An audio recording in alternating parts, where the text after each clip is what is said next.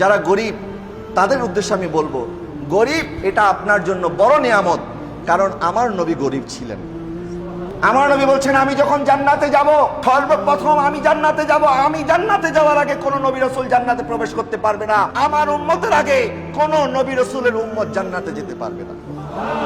যখন আমি জান্নাতে যাব, ওয়া মাই ফুকারাউল মুসলিমিন, তখন আমার সাথে আমার উম্মতের মধ্যে যারা ফকির আছে, গরিব উম্মত আছে, তারা আমার সাথে জান্নাতে যাবে।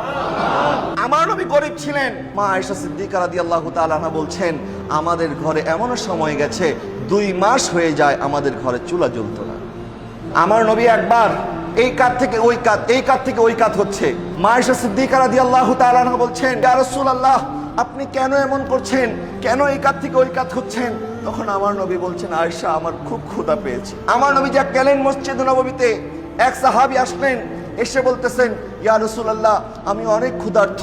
কাপড়টা যখন সরালেন, দেখালেন, ইয়া রাসূলুল্লাহ দেখেন, পেটের মধ্যে আমি পাথর বেঁধে রেখেছি। তখন আমার নবীও নিজের চাদর মোবারক সরিয়ে দেখালেন, দেখো তুমি একটা পাথর বেঁধেছো, আমি নবী 2টা পাথর বেঁধেছি। আমার নবী কেন এই কষ্ট করেছেন? যেই নবীকে আল্লাহ পাক লাম ও কানে নিয়ে দিদার দিয়েছেন, যার চেহারা মোবারকের কসম খেয়েছেন ওয়াদুহা, যার জুলফি মোবারকের কসম খেয়েছেন ওয়াল্লাইল। আমার নবীকে আল্লাহ পাক বলছেন, হাবিব, আপনি যদি চান উহুদ পাহাড়টাকে আমি আল্লাহ আপনার জন্য স্বর্ণ বানিয়ে দেব।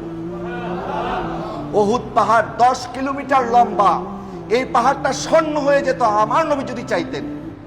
আমার নবী বলেছেন, না আল্লাহ, আমি স্বর্ণ চাই না, আমি গরিবই হালতে থাকতে চাই, কারণ আমার উম্মত, অধিকাংশ উম্মত হবে গরিব, আর আমি তাদের সাথে থাকতে চাই যেন আমার উম্মত হতাশ না হয়ে যায়, তারা যেন আমি নবী থেকে শিক্ষা নেয়, আমি নবী কতটুকু কষ্ট করেছি।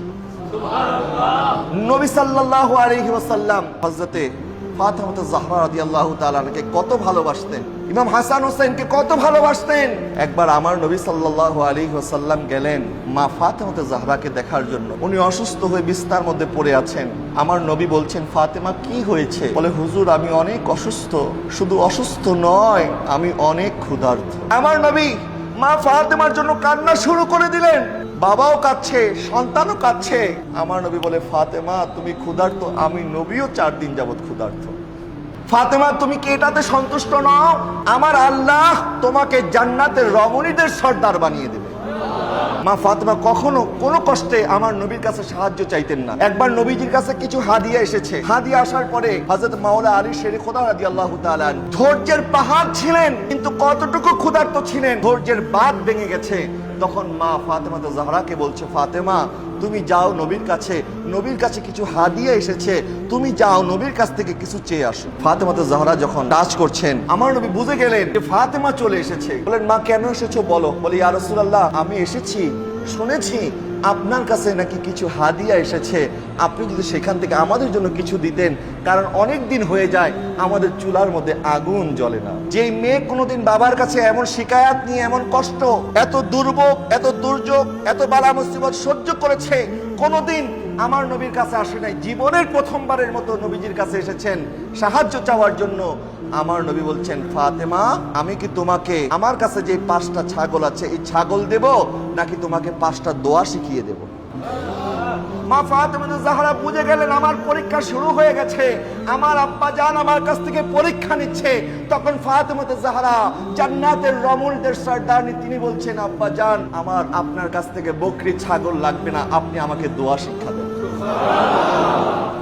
আমার নবী খুশি হয়ে গেলেন, মা ফাতেমা পরীক্ষায় পাশ হয়ে গেছে। আমার নবী এটা বলতে পারতেন, যাও ছাগলগুলি নিয়ে যাও, এটা না বলে উম্মতের জন্য শিক্ষা দিয়েছে, দেখো যখন তোমরা বালা মুসিবতের মধ্যে পড়বে, আমি নবী কতটুকু ধৈর্য ধারণ করেছি, আমার পরিবার কত কষ্ট করেছে। আমার নবী দোয়া শিক্ষা দিলেন, আমাদেরকেও এই দোয়াগুলি শিক্ষা নেওয়া উচিত। আমার নবী আমাদের জন্য দোয়া শিক্ষা দিয়েছেন 5টা দোয়া। কয়টা দোয়া? 5টা দোয়া। আমার নবী বলছেন, ইয়া আউয়ালাল আউয়ালিন, ইয়া আখিরাল আখিরিন, ইয়া যাল কুওয়াতিল মাতিন, ইয়া রাহিমাল মাসাকিন, ওয়া ইয়া আরহামার রাহিমিন। এই 5টা দোয়া আমার নবী মা ফাতেমা জাহরা রাদিয়াল্লাহু তাআলা আনহাকে শিক্ষা দিয়েছেন। আমাদেরও উচিত, আমরা যখন ক্ষুধার্ত অবস্থায় থাকবো, আমরা যেন অধৈর্য না হয়ে যাই, আল্লাহর কাছে সাহায্য প্রার্থনা করি।